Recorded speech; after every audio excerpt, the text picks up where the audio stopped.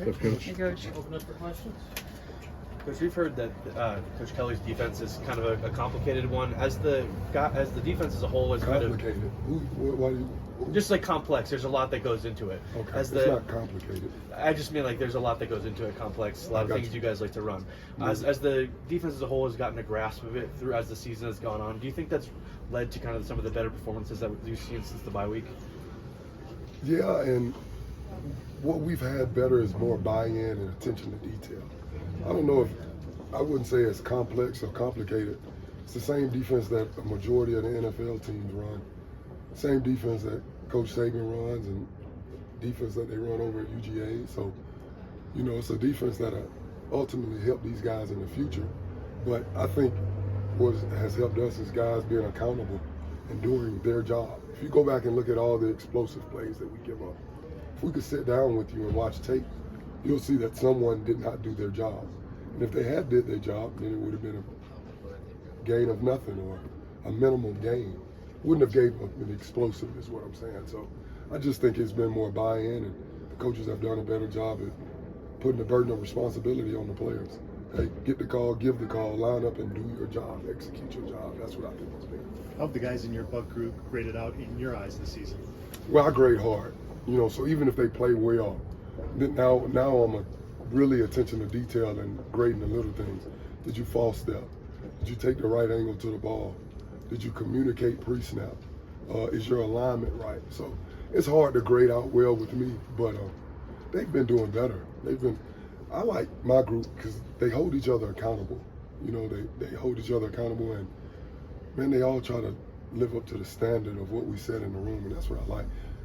They play for each other, and when one makes a play, they get excited. There's no individuals in my room. Not saying that there's any individuals on the team, but specifically in my group, I don't. The selfishness, you know, I said it earlier in the year, and that's what I'm proud of the Bucs about. Coach Jordan was very productive last year at Arkansas. Do you feel like you're getting exactly what you guys had hoped for with him? I do. He's a leader. He makes plays. He has a variety of different plays. He's at sacks now. We want him to get more sacks. He's got TFLs. He understands the integrity of the defense. He's been in the SEC. So every week we do a lot of changes, and he's able to grasp and understand the changes and then apply them. But you need a guy that's been through it like he has, and he's been a blessing for us. He's a leader. I love JD. He practices. You ever seen him practice? No. You haven't seen him practice? You should come watch him practice. You know, he practices hard every day.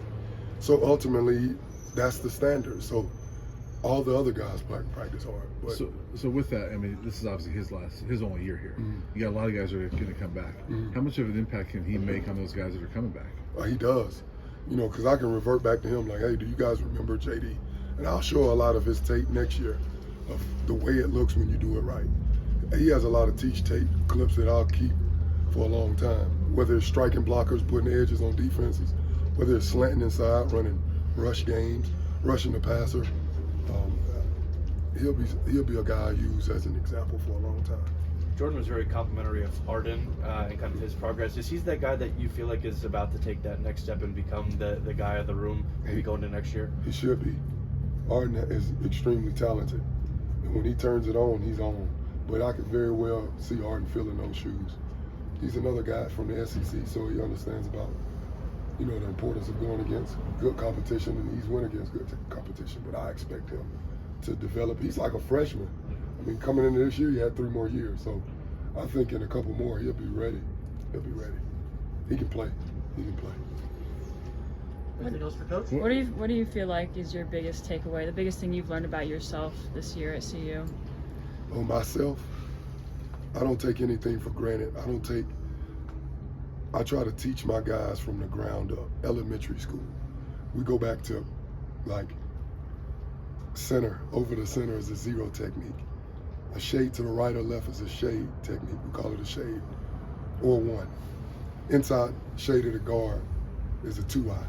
So I go back to elementary school. I don't assume that they know anything. That was the biggest thing I take from them. Another thing is kind of trying to make them have a small world but a big understanding.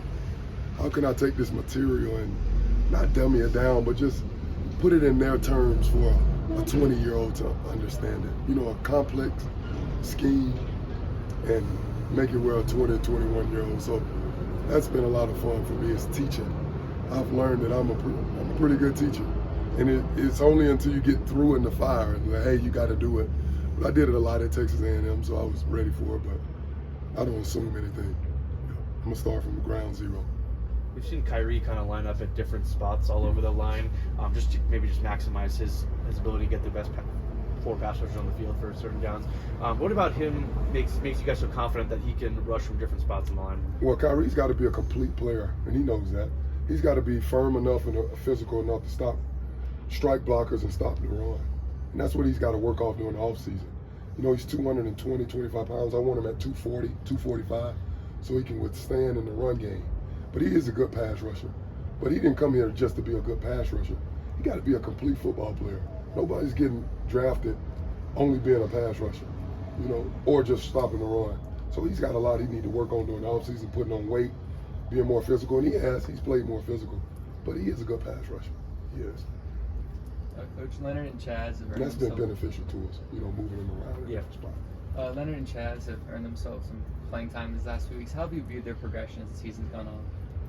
Chaz has really gotten better. He's waited his turn. He's not a man, he's a great kid. You know, he doesn't complain about the lack of playing time. He just comes and outworks. And that's what I told him, you gotta outwork people. You know, when you're second or third string, you gotta do more to jump the first guy. And he's embraced that, and he's a good kid. And Payne has been more consistent.